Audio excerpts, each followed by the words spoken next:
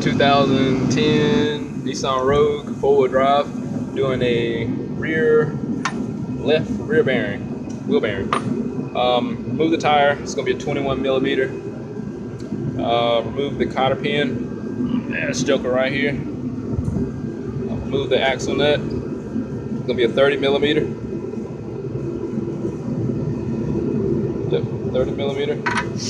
I got some penetrating oil settling back there. Depending if you got air or not, you might want to pry something between the brake rotor here.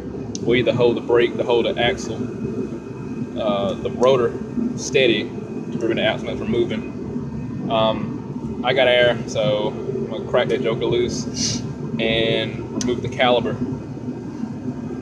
So 17 millimeter, these two right here, 1 and 2. Take those two off. Take the axle nut off first, then the caliper mounting bracket. So don't take the whole brake pad off. Just take the entire bracket off, set it off to the side, zip tie it, let it rest in the back over there so it wouldn't stress out the brake line. Alright, got my nut broken off. I had to use a breaker bar. It's so cold, my compressor didn't want to turn over and run. So get this removed and expose the rotor. Well, what's underneath the rotor.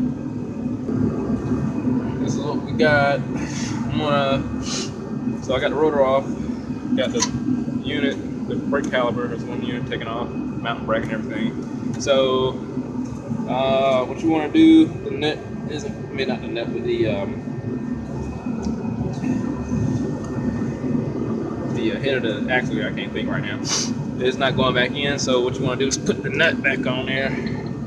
Don't hit the threads, man, because you will be in a world of trouble. And you'll take a hammer, barely get it on there, take a hammer to it, knock it back so you can get the axle loose from the hub. The bolts are in the back, so I'll show you the tools that is required to pull that off. It shouldn't be nothing but, you know, some extensions. I'm pretty sure, oh gosh, I'm falling. Once I get this unit loose, this whole housing is going to separate the backing plate and everything. So beat the head of this loose, and at least so you'll be able to move the axle in and out just about an inch or so. It should move freely. I'll update shortly. That one knob did it. So I just tap it, and that's all you want. Pull the nut back off.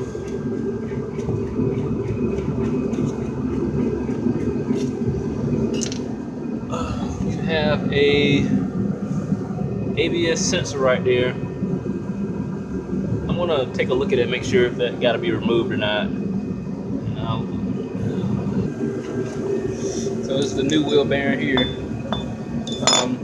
There are 4 bolts in the back you got to remove. They're gonna be 17 millimeter. All right, let me go in here.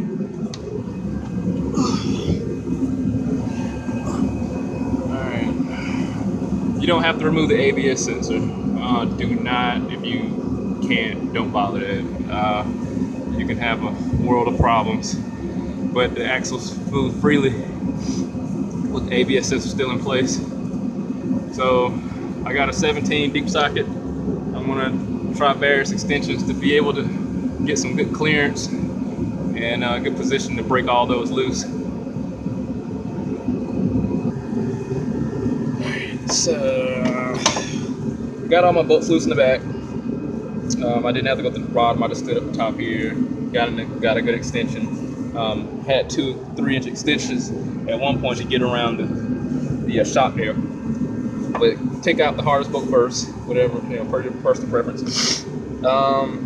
Take your hammer, just knock the side of the housing here, the spindle, not the spindle. Oh gosh, I literally can't think. Not the wheel bearing. Knock it out. It'll loosen it up. The ABS sensor will come loose. And all you do is, since you broke that, got the splines loose, pull it out, separate the unit here, and you'll have the brake cable stationary. It's gonna be sitting. You see it. Anyway, this is probably gonna be the hardest part, breaking that rust around there to separate the wheel hub, that bearing assembly. So what I'm gonna do, I'll spray some penetrating oil down there and just hold it. I'm gonna hold it here, just beat the crap out the back of it, but I'm gonna let that penetrating oil sit. And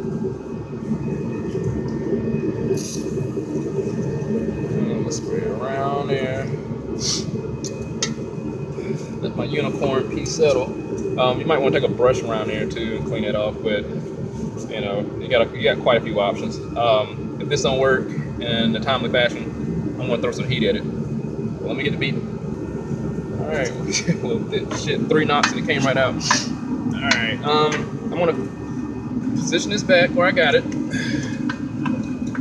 can do it with one hand, and well, I'm gonna, you know what? I'm gonna clean the rust first.